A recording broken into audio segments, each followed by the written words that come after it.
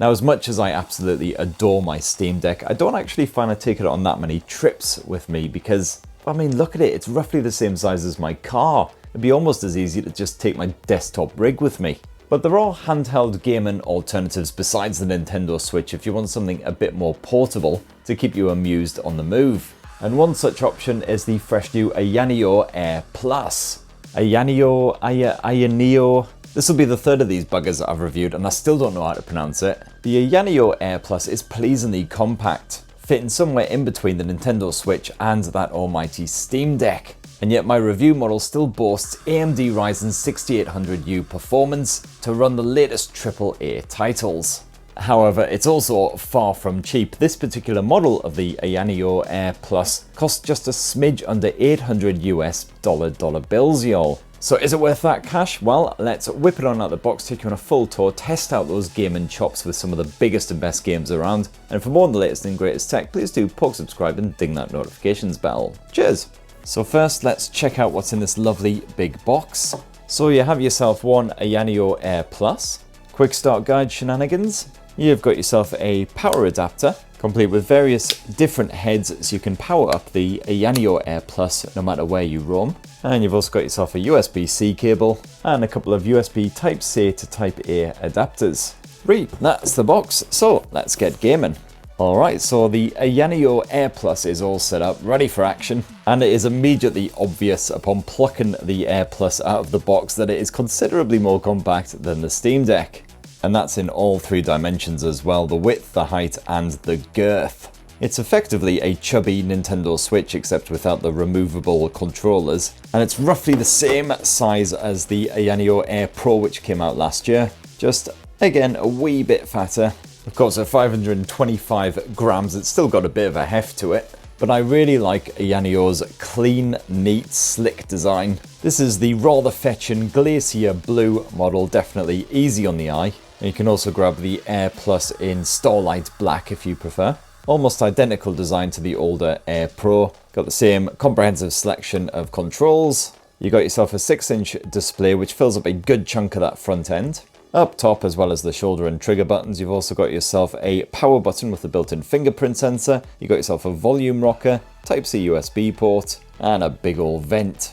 Down below you'll find the speakers, you'll find another Type-C USB port which I really like, so you got the choice of charging from above or below. And on the Air Plus's bottom you'll also find a headphone jack, and you've got yourself a slot to bung in a microSD memory card. And the cover for that does feel like it's rather flimsily attached, so you'll have to be gentle with it, make sure you don't accidentally prise it off. And then around back, another huge f***off vent, and that's about it. So overall, even though it's constructed from plastic, the Ayaneo Air Plus feels very nicely put together. The only eyesore really is this big seam that runs right along the circumference of the bugger. Let's pause a sec for a slurp of coffee. Even the coffee's on brand today.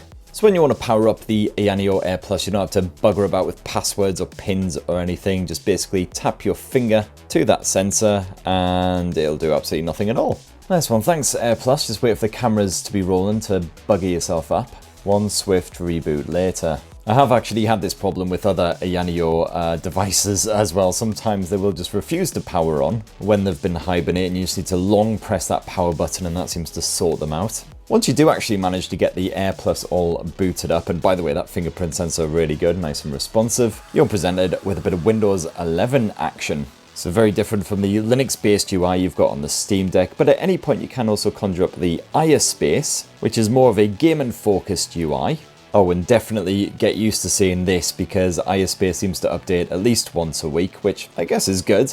And thankfully this does usually only take a minute or so. However, one slight annoyance is every single time it updates, it does seem to revert to the Chinese language. Luckily, I've been here many times before, so I know the exact key presses needed in order to get it back to English. Just one instance there of a good bit of jank that you will experience in iSpace. The good thing about iSpace is it acts as a hub for all of your games that you install on the Ayaneo Air Plus, be that via Steam, Game Pass, etc. And yeah, if you do most of your gaming via Steam, then the Steam Deck's UI is leaps and bounds above this. So much nicer for browsing the store, searching through your library, all that kind of stuff. But if you also use alternative services like Game Pass, for instance, well, the Ayaneo definitely is a winner. Not only can you quickly and easily start up any of your titles, but you've also got a whole bunch of gaming related features. And you can conjure these tools up on screen even when you're mid-game with a quick poke of this wee jobby here. So you can adjust the volume if you can't be bothered to use the volume rocker for whatever reason. Screen brightness, definitely more helpful. But more important are the performance tools. So as you can see there, you can go all the way up to 20 watts with game mode, dropping it down to 10 watts for power saving. Otherwise you can go into pro mode. And then if you tap Y, you can set this to basically anything you want, all the way up to 28 watts. Ooh, I thought this thing maxed out at 25, but yeah, we pushed it all the way up to 28. In here, you can also set the resolution for the display. As you can see, it's set to Full HD as default, and you can also play around with the fan settings all the way up to wild. So we'll of course be maxing those settings out for the gaming later. And then back inside iSpace, you can also customize other bits of the Ayaneo Air Plus, including configuring the function buttons, the left one which I actually quite like in its default state, bringing up that virtual on-screen keyboard. And you can also piddle about with the RGB lighting effects for those thumbsticks. You can change up the color, change up the effects. But I've got to say, I rather like the default Carmine blue color. Helps bring down my rage levels when I get sniped in the face by some fucking snotty 12-year-old in PUBG. Anyway, that's enough waffle. Let's take a squint at the gaming experience here on the Ayaneo Air Plus, starting with that 6-inch IPS screen. Yeah, it is IPS just like the Steam Deck and most other handheld gamers, not OLED, unlike the previous Ayaneo Air Pro. So no, those blacks aren't quite as deep and black, the contrast isn't as good, but it is a slightly bigger panel and it is brighter than the previous model. 400 nits on the peak brightness, so yeah, you will still struggle to see what's going on when you're gaming outdoors. Certainly if you're playing murkier fare, you'll want to seek out some serious shade. But otherwise pretty good, even for really brightly lit indoor environments. Viewing angles are perfectly decent, and it's a full HD resolution again, 1920 by 1080 pixels, so plenty of detail packed in there. It is a crisper screen than what you'll get with the likes of the Steam Deck and that Nintendo Switch. As for the refresh rate, that maxes out at 60 Hz like most of the handhelds.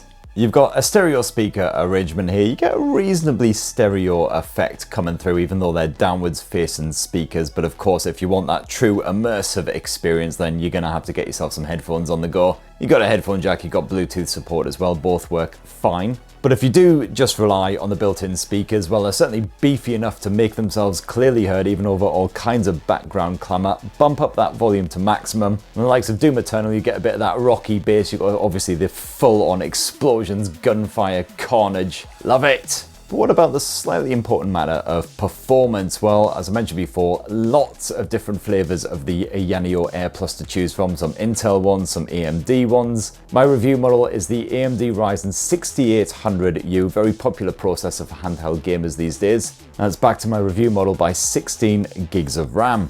I kicked off my gaming test with that old classic Doom Eternal. The default visual settings for this was Full HD resolution on the Ultra Nightmare settings with ray tracing enabled. And this actually ran better than I expected. It wasn't exactly a fluid frame rate, but it held at a steady sort of 25 to 30 frames per second and so was perfectly playable. As soon as I knocked the ray tracing off, of course, it really came to life. Was hitting 60 frames per second pretty consistently. That is until I'd been gaming for around 40 to 45 minutes when all of a sudden the frame rate absolutely plummeted. I mean, this thing hit the floor like Jack Grealish. And by this point the Ayaneo Air Plus was getting rather toasty, so I'm assuming it's a throttling issue. But regardless, the frame rate stayed absolutely rock bottom until I saw away a boss and all of the enemies disappeared and then everything was fine again.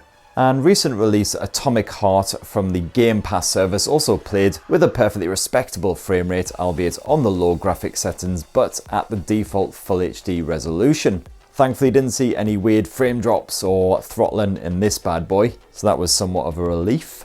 And last up was Uncharted 4, another real test for the Ayaneo Air Plus, and again it performed pretty well. I had it on the medium graphic settings, those visuals again looked nice and crisp and lush, courtesy of that Full HD display.